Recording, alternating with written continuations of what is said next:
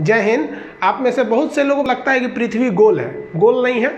कुछ लोग को लगता है चपटी है, चपटी भी नहीं है। कुछ कहते हैं संतरा की तरह है, तो कुछ कहते हैं नारियल, छुहाड़ा, मौसम्मी, ये सब कुछ नहीं है। समझिए पृथ्वी है कैसे।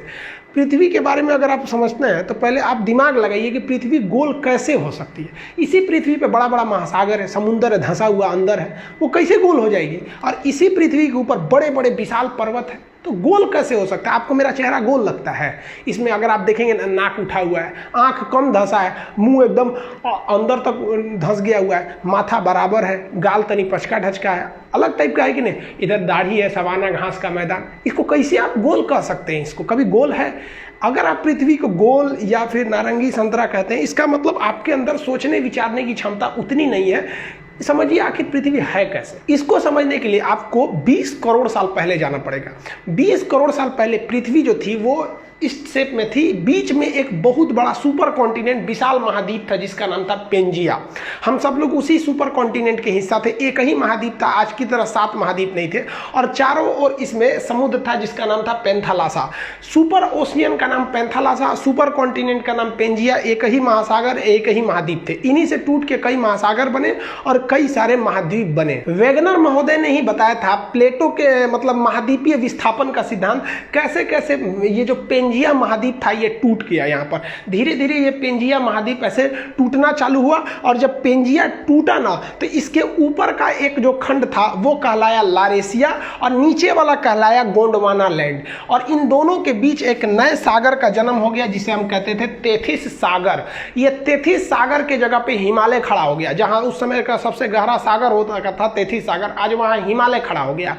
इसमें हम ये बेसिकली ये समझेंगे कि पृथ्वी की बनावट कैसी है। हम ये नहीं समझेंगे कि कौन सा जीव कब आया था, वो हम एक अलग वीडियो में बताएंगे कि कब इस पर डायनासोर आए, सरीसृप आए, मछली कब आए, कैसे इस पर पानी का विकास हो गया, कैसे आखिर जीव आया। आप सोचते हैं ना मुर्गी की पहले अंडा, ये सब टाइप का। तो अभी हम इस पे मेन फोकस किए कि पृथ्वी के शेप का डिजाइन कैसे बना इसका। तो ये ऊपर का भाग यहाँ पर हो गया, और अगर आप देखेंगे तो ये ऊपर का जितना भाग था इसको हम लोग लारेशिया या एक अलग नाम दे दिया गया अंगारा लैंड। तो आज के वक्त में जितने भी ऊपर में आप महाद्वीप देखेंगे, यहाँ उत्तरी अमेरिका देख लेंगे, यूरोप देख लेंगे, एशिया देखेंगे, तो ये सब उत्तरी ये अंगारा लैंड के हिस्सा थे सब, जिसे हम लोग लारेशिया भी कहते थे।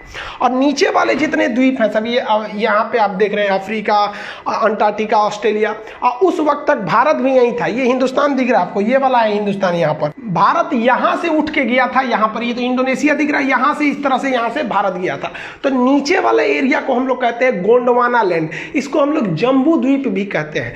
वर्तमान में भले भारत उत्तरी भाग में है, लेकिन जब ये ओरिजिन किया था आज से लगभग वो 15 करोड़ साल पहले, तो उस वक्त 15 करोड़ साल, देखिए इसकी तो शुरुआत टूटने फूटने की हो गई थी 20 करोड़ साल पहले, लेकिन ये प्रक्रिया बहुत धीमी होती है। एक साल में केवल 5 सेंटीमीटर घसकता है। तो सोचिए ना, हजारों किलोमीटर घसक गया तो कितना करोड़ साल लगेगा।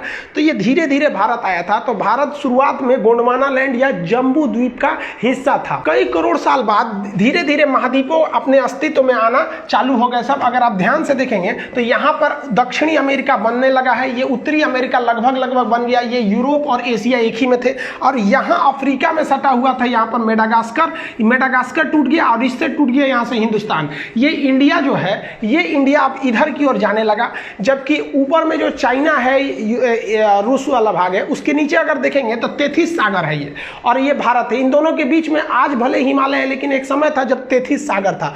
और उसके बाद यहाँ से भारत जाना चालू किया।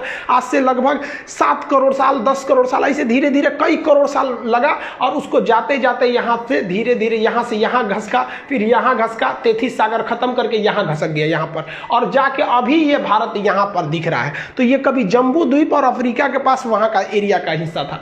और ये जब घसका ना, तो आगे वहाँ पर बैठा था पहले से यूरेशिया का प्लेट, जो चाइना तिब्बत का एरिया था, वहाँ पर ये जाके उससे टकरा गया। और टकराने के बाद भी रुका नहीं, उसे ढकेल ढकेल के ऊपर उठाने लगा।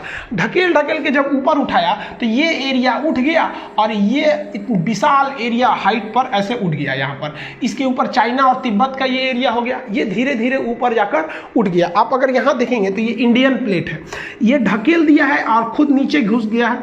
और ये ढकेलने से यहाँ पे आप देखेंगे तो कई सारे पहाड़ियों का निर्माण हो जाता है। तो इससे इंडियन प्लेट जब उसको ढकेला तो वहाँ एक विशाल पर्वत का निर्माण हो गया। जैसे जैसे अगर आप हाइट पर जाते हैं तो हाइट पर जाने से टेम्परेचर में गिरावट आती है। ये क्यों आती है ये अलग बताएंगे। 165 मीटर की अगर आप ऊंचाई पे चले जाएंगे तो 1 डिग्री सेल्सियस की कमी आ जाएगी। लगभग 1 किलोमीटर की ऊंचाई पे जाएंगे ना तो आप में 5 डिग्री सेल्सियस की कमी आ जाएगी। हिमालय पर्वत लगभग 9000 किलोमीटर है। अगर 9 × 45 देखेंगे तो 45 डिग्री सेंटीग्रेड तो ऐसे ही गिर जाएगा कोई भी चीज़ हिमालय। इसलिए वहाँ पर पहाड़ के ऊपर पूरा टेम्परेचर गिरने से बर्फ का अंबार लग गया, पहाड़ों पर पूरा बर्फ लग गया। यहाँ धीरे धीरे इंसान बसना चालू हुआ। करोड़ों वर्ष पहले वो भाषा का आविष्कार किया तो उसने इस पहाड़ का नाम रख दिया बर्फ का घर। जिस तरह से पुस्तक का घर क्या होता है, घर को हिंदी में क्या कहते हैं, आलय। घर को आलय कहा जाता है। अब पुस्तक का घर है तो पुस्तकालय, भोजन का घर है तो भोजनालय। उसी तरह ये बर्फ को हम लोग हिंदी में कहते हैं हिम का घर हो गया तो हो गया हिमालय। तो यहाँ हिमालय का निर्माण हो गया, हिमालय पर्वत का निर्माण यहाँ से हो गया। यहाँ पर ये हो गया पर्वत, हिमालय उस और तिब्बत हो गया। तो ये तो उबड़ खाबड़ आकृति आप देख रहे हैं। अब पृथ्वी सच में कैसे दिखती है वो अगर देखना है तो देखिए ये है आपकी पृथ्वी, ये ओरिजिनल पृथ्वी है। इसको कंप्यूटराइज करके मतलब शेप लिया गया है यहाँ पर। अब आप बताइए ये इसको कौन कहेगा कि ये गोल है या फिर पृथ्वी चपटी है। पहले के ज़माने में लोग कहते थे पृथ्वी चपटी है, इसलिए वो दूर तक का सफ़र नहीं करते थे कि कहीं अचानक से गिर जाएंगे तब क्या होगा। ये बहुत प्राचीन काल की है। प्राचीन चीज़ को अभी से मत मिलाइए, वो उस वक्त उसी को सच माना जाता था और अभी के वक्त में वो सब सच नहीं है। तो ये जो चीज़ है ये पृथ्वी है, ये गोल है नहीं है। तो भूगोलवेताओं ने इसके लिए एक अलग शेप बनाया, एक अलग डिजाइन। उसको क्या नाम दिया गया तो देखिए इस तरह से जो पृथ्वी है इसमें अगर आप देखेंगे तो ये वाला एरिया जो है उठा हुआ है और यहाँ वाला एरिया धंसा हुआ है। तो इसमें दो चीज़ें दिखेंगी आपको, एक उठा हुआ ये एरिया दिखेगा और एक धंसा हुआ ये एरिया दिखेगा। फिर यहाँ उठा हुआ है, फिर कहीं धंसा हुआ है। तो इसके लिए एक नियम बनाया गया जिसे हम एवरेज नियम कहते हैं।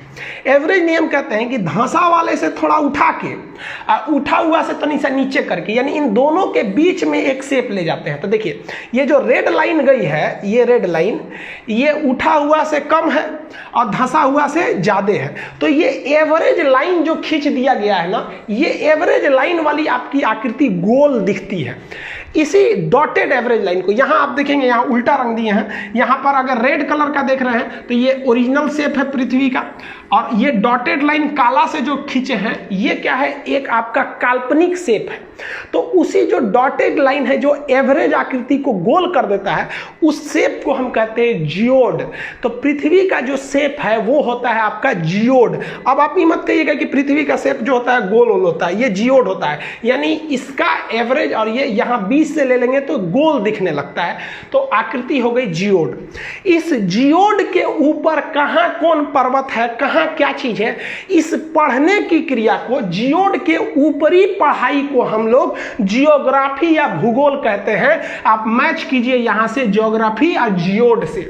लेकिन इसी जियोड शेप को अंदरवा घुस के पढ़िएगा, भोंक भांक के अंदर घुस जाइएगा, बकोट वकोट के अंदर, कि ससुरा ज्वालामुखी कहां से आ रहा है, भूकंप कहां से आ रहा है, इसके अंदरवा घुस जाइएगा ना, तो जियोड के अंदर घुस के अध्ययन को हम लोग जियोलॉजी कहते हैं। भूगर्भ विज्ञान, जियोलॉजी, यानी ज्योग्राफी और जियोलॉजी दोनों जियोड में है। एगो ऊपर पढ़िए एगो अंदर पढ़िए। जूलॉजी मत सोचिएगा, ये तो जूलॉजी जेड डबल होता है जूलॉजी वाला। ये तो डॉक्टर उगर पढ़ता है, इसमें भेड़ बकरी आदमी मानव ये सबको पढ़ा जाता है, बॉटनी में पेड़ पौधा को। तो जूलॉजी अलग है, जियोलॉजी होता है।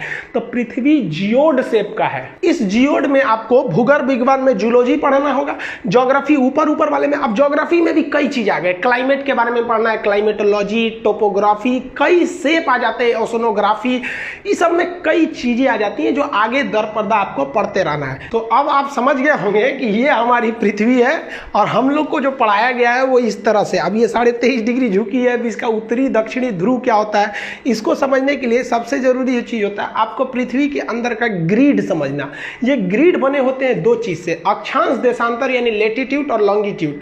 अगर आपको किसी जगह का लेटीट्यूड बता दिया जाएगा तो आप बता देंगे कोई भी लैटिट्यूड अगर आप दे दिया जाएगा, बता दीजिएगा कि वहाँ कितनी वर्षा होगी, कितना धूप आएगा, गर्मी का दिन कब आएगा, ठंडी का दिन कब आएगा, और लॉन्गिट्यूड दे दिया जाएगा अगर उसका किसी चीज़ का, तो आप वहाँ टाइमिंग बता देंगे कि क्या समय बन रहा है, क्या चीज़ है, वहाँ का क्लाइमेट A to Z में। तो ज्योग्राफी में किसी चीज़ को समझने के लिए इस सब चीज़ों का होना काफ़ी ज़्यादा ज़रूरी है, ये हम आपको बता देंगे।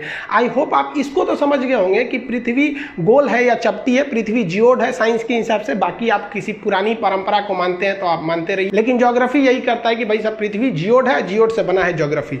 अब एक सूचना आप ध्यान से समझिए, ये चीज़ें आप समझ गए ना। आज रात में मेरे मोबाइल पे एक मेल आया था, और वो मेल बेसिकली इसीलिए आया था कि मेरे चैनल को हैक किया जा सके, और कई चैनल हैक भी हुए हैं। आप अगर इधर देखिएगा तो कई टीचरों के भी चैनल हैक हो गए। कई लड़के हमें भी फ़ोन कर रहे हैं, सर यहाँ पे आप लोग भी उन टीचर के लिए, भाई जितने स्टूडेंट हैं आप लोग ट्विटर वगैरह पे उनके लिए करिए, क्योंकि कोई भी टीचर आपको यूट्यूब पर पढ़ा रहा है तो फ्री ऑफ कॉस्ट ही आपकी सेवा के लिए कर रहा है। लेकिन बहुत हैक होने का एक बड़ा टेंशन हो जाता है। वो तो हम अच्छा हुआ उस ईमेल का कोई रिप्लाई नहीं किए, उसकी भाषा से ही हम पकड़ लिए, एक दो शब्द थोड़े अलग टाइप के थे, वो किस भाषा, न इंग्लिश था न हिंदी था, और अजीब टाइप की भाषा थी, तो हमें लगा कि ये गड़बड़ है। लेकिन देखिए कभी ना कभी कुछ भी हो सकता है। हैक होने के बाद जिनका चैनल हैक हो गया है उनमें 90% संभावना है कि एक हफ्ते के अंदर आ जाता है, लेकिन इसकी कोई गारंटी थोड़ी आ जाता है, और एक हफ्ते तक आपको कोई सूचना भी नहीं दी जा सकती है। इसलिए एक दूसरा चैनल हम केवल बैकअप के लिए बनाए हैं, जिसका नाम है खान सर लाइव। इस चैनल का लिंक हम इसके डिस्क्रिप्शन में दे देंगे, आप उस चैनल को देख लीजिएगा। उस पर हम एक वीडियो डाल दिए हैं कि अभी चाइना से क्या इशू चल रहा है, चाइना के जहाज को किसने मार के गिरा दिया, और हमारा एक बहुत ही बढ़िया प्लान जिसको चाइना ने ध्वस्त कर दिया, लाओस को लेकर हमारा एक लुक ईस्ट पॉलिसी को तो चौपट कर दिया। आखिर ये क्या चीज है, आप उस चैनल पे देख लीजिए। उस चैनल को आप एज ए बैकअप या इमरजेंसी के लिए सब्सक्राइब करके रख लीजिएगा, उस पर भी इधर वीडियो देते रहेंगे, क्योंकि बड़ा जल्दी जल्दी हैक हो रहा है। और हम स्टूडेंट्स के लिए जो प्रोटेस्ट किए थे 5 दिन में, गवर्नमेंट जो थी वो 2017 से जो सोई थी उसको होश आ गया कि भाई लड़कों का एग्जाम भी लेना है। धड़ाधड़ एग्जाम का डेट आने लगा, SSC, रेलवे, हाँ सब स्टूडेंट्स को कहते हैं कि दुनिया भाड़ में जाए, लेकिन आप अपने अधिकार के लिए डटे रहिएगा। और जितने हमको तो लगता है कि भाई साहब जो हैकिंग हो रही है ये टीचर्स की क्यों हो रही है पता ही नहीं चल रहा है। हालांकि मोदी जी का भी चैनल हैक हो गया, हैकर्स को आप कुछ नहीं कर सकते, किसी को ब्लेम भी नहीं कर सकते। ये अमेरिका, जापान, रूस, उसके हैकर बड़ी खतरनाक होता है, सब इसी का पढ़ाई पड़ता है।